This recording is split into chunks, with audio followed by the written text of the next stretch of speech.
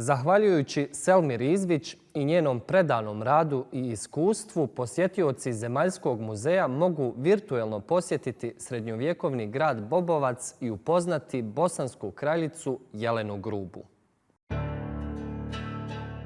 We often had sleepless nights, even under the safe hand of King Dabiša, my husband.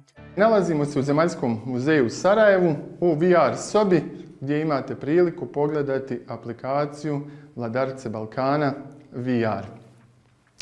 Aplikacija se gleda preko ovih takozvanih VR naočala koje su u zadnjih nekoliko godina poprilično porasle u popularnosti u svijetu i naša organizacija DigiBa se upravo bavi razvojem aplikacija za virtualnu realnost kojim je glavna tematika očuvanje kulturnog nasljeđa. The agreement struck between King Sigismund of Hungary and King Dabiša could not be enforced.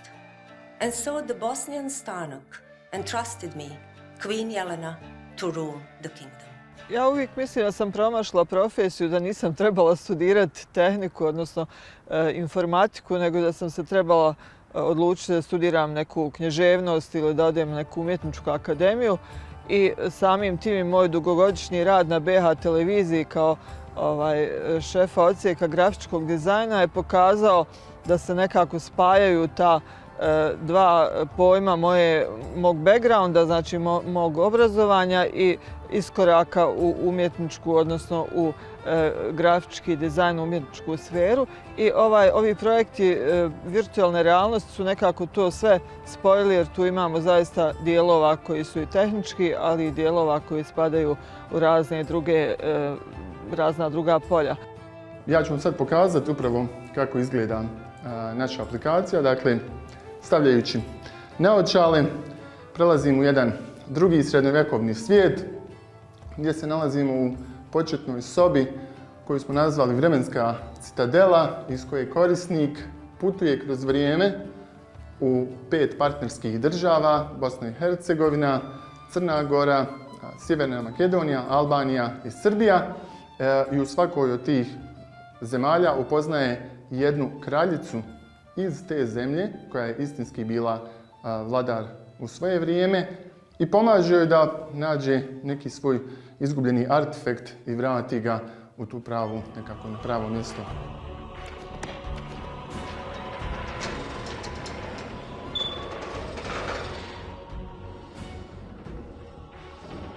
Mislim da je neophodno da se istorija prikazuje na modern način, odnosno putem modernih tehnologija, jer se mi moramo uklapati u komuniciranje jezikom današnjice. Jezik današnjice više nije knjiga.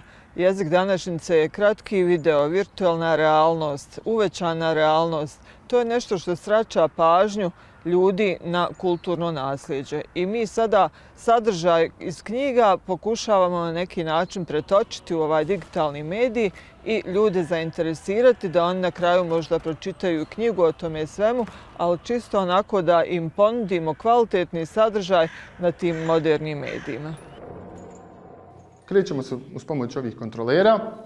Kao što vidite, imamo posebni uređaj na ruci koji nam dozvoljava da se čak i teleportujemo kroz prostor.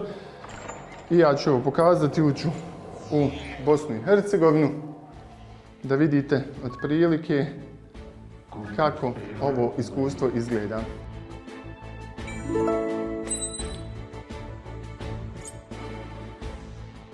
Sam projekat je bio sa svojim naslovom, temom Vladarice Balkana, dakle She Leaders. Podrazumijevao je upravo poentiranje ženske ličnosti iz svake zemlje koja je učestvovala u projektu. Tako da evo, Jelena Gruba je iz Bosne i Hercegovine današnje. Jelena Gruba je u biti jako važna istorijska ličnost za srednjovjekovnu bosansku historiju iz razloga što mi pouzdano znamo da smo imali svega jednu ženu koja je bila vladarica, kraljica. Dakle, naravno, mi znamo iz imena drugih kraljica koje su bile majke, supruge, sestre, ali jedina žena koja je zauzela tron, kraljevski kao vladar vladar je bila Jelena Gruba, supruga kralja Dabiše. Mi o njoj saznajemo najviše iz historijski pisanih izvora, dakle iz dokumenata, povelja koje je ona trgovačkih ugovora i sporazuma koje je sklapala. To se potvrdilo i pouzdano najviše na osnovu toga. A što se tiče arheoloških materijalnih dokaza, recimo u Zemaljskom muzeju imamo jednu takozvanu sudačku stolicu, ali se pretpostavlja i da bi mogla biti prijestolje, tron kraljice Jelene Grube. Nalazi se u našoj stalnoj postavci Bosna i Hercegovina u srednjem vijeku.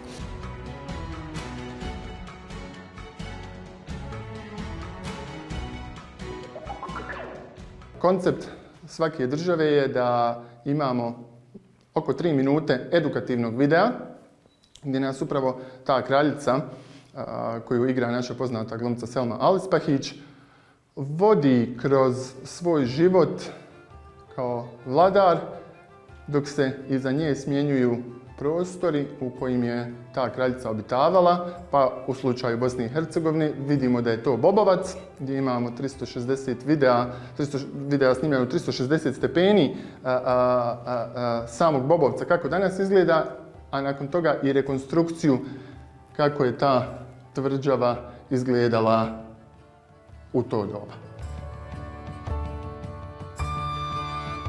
Ove vladarce Balkana mogu da nam budu svima inspiracija jer su one u jednom teškom vremenu vladale balkanskim zemljama.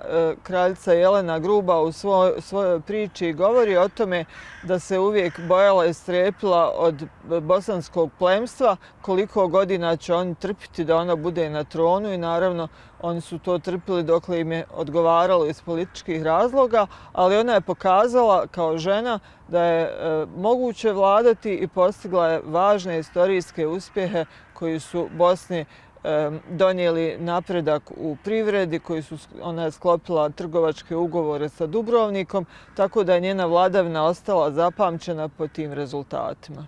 The first official and honorary delegation was sent from Dubrovnik to the newly crowned King of Bosnia.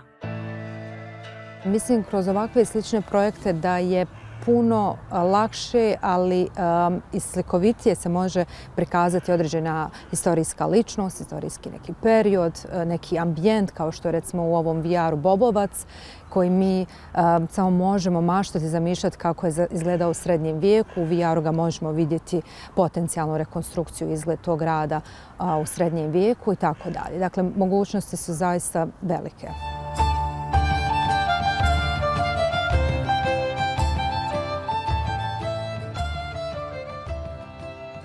Nakon što poslušamo taj edukativni dio, ulazimo u taj takozvani gameplay dio, znači dio sa nekom igrom, gdje upravo imamo tu zagonetku kako da nađemo objekat koji je skriven. Ja ću sad preskočiti video da ostavim i korisnicima koji dođu da vide kako to izgleda. I evo, kad se to završi, nađete se upravo u ovaj put sobi kraljice, gdje se možete kretati, upravo vidite slobodno na kontroler, imati interakciju sa okruženjem, recimo razgovarati sa ovim vitezom koji nas pita kada je Jelena postala kraljicom.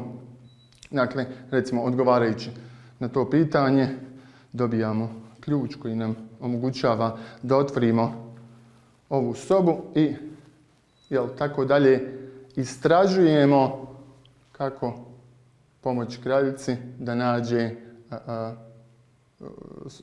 sporazum koji je izgubljen u vremenu.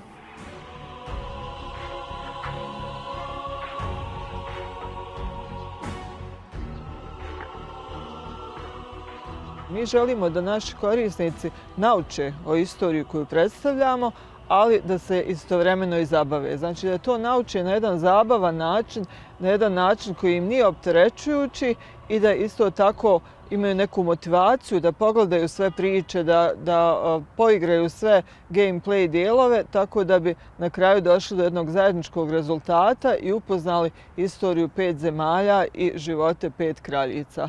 Tako da je to neki naš cilj. Naš je cilj da privučemo posjetioce u muzej, ali ne da pogledaju samo VR aplikaciju, nego da pogledaju izložbu koja je vezana za tu aplikaciju i ostale izložbe u muzejima.